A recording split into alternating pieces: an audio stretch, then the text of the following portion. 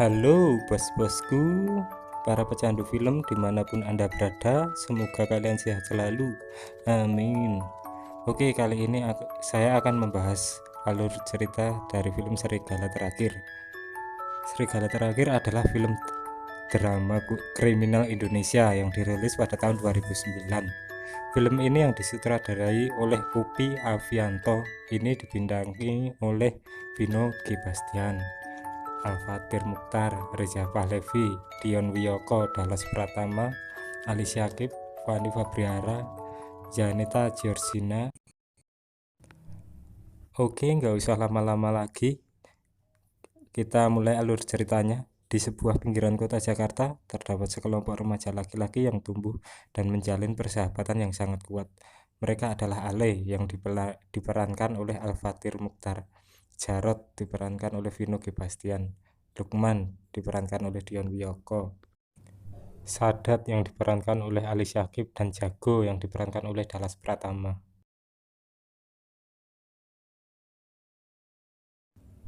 Di awal scene kita diperlihatkan 5 orang bersahabat itu sedang di sebuah studio foto untuk mengabadikan kebersamaan mereka yang pernah terjalin.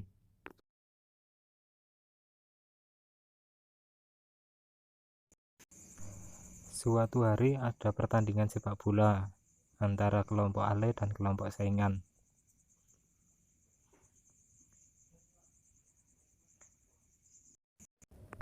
Dan di antara penonton itu ada Aisyah yang diperankan oleh Fanny Fabriana, juga Fatir yang diperankan oleh Reza Pahlavi.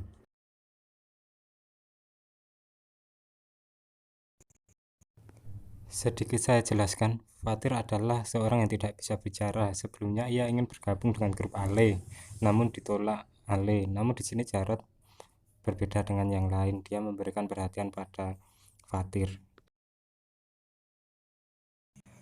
Pertandingan pun berlangsung sengit, di mana terjadi baku hantam di antara kedua kubu tersebut. Dan pada akhirnya kubu dari grup Ale memenangkan pertandingan tersebut.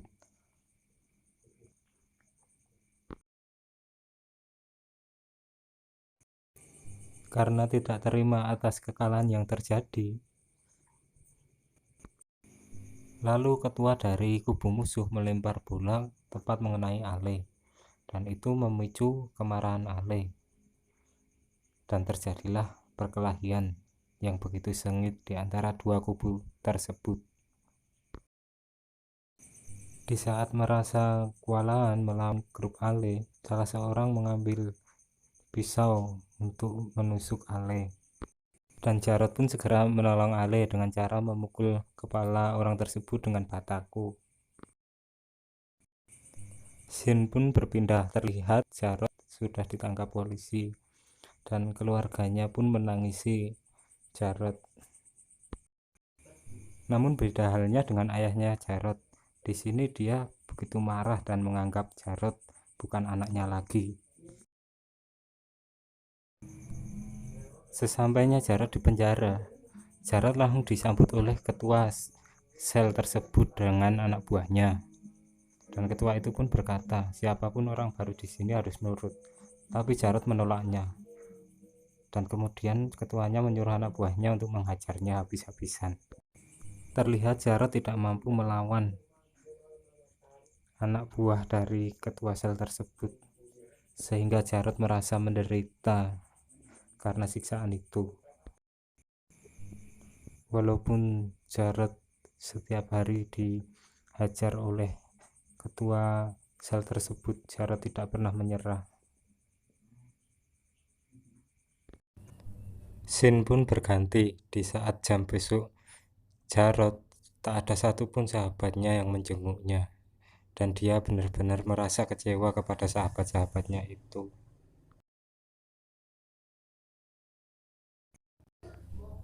Di sisi lain, Ale dan anggotanya justru malah sibuk dengan urusannya sendiri tanpa memikirkan bagaimana keadaan Jarot.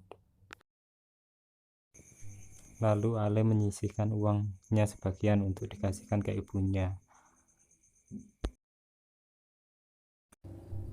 Di malam harinya, saat Ale dan anggotanya sedang berjalan-jalan, ia memergoki dua pemuda yang sedang bertransaksi obat-obatan. Mereka pun mengejarnya. Namun kedua orang itu berhasil lolos. Seketika itu juga Ale menyuruh semua pemuda untuk berjaga-jaga agar tidak ada perdagangan obat-obatan di kawasan mereka. Dan tak lama kemudian datanglah Fatir, namun malah ditertawakan para pemuda itu bersama grupnya Ale. Dan Lukman pun menyuruhnya untuk pulang.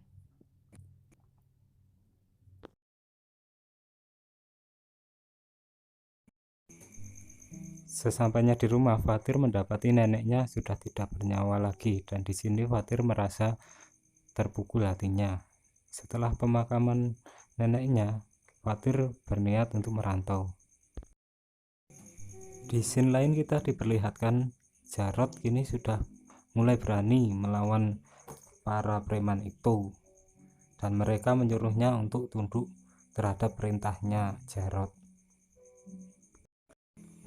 Saat ketua sel tidur untuk menyekapnya karena Jarot menaruh dendam kepadanya. Semasa pertama Jarot masuk penjara, dia disiksa habis-habisan, dan kini giliran Jarot menyiksanya.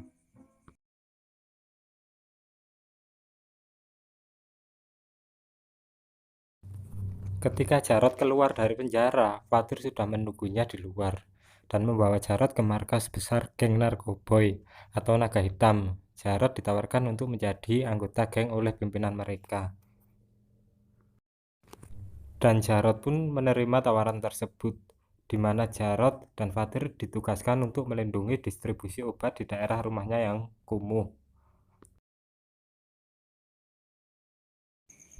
Dan mereka mau nggak mau harus berurusan dengan grup Ale.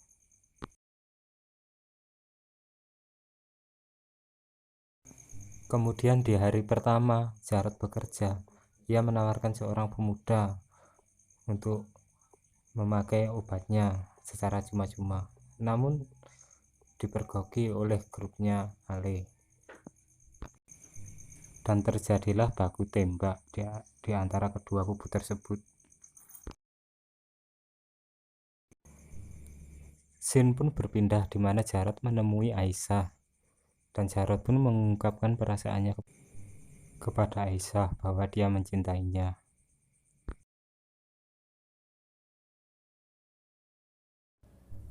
Kemudian di hari berikutnya Jarot diajak bosnya ke sebuah bar, dan ia menemui adiknya sedang bekerja sebagai penyanyi di bar itu yang bernama Yani.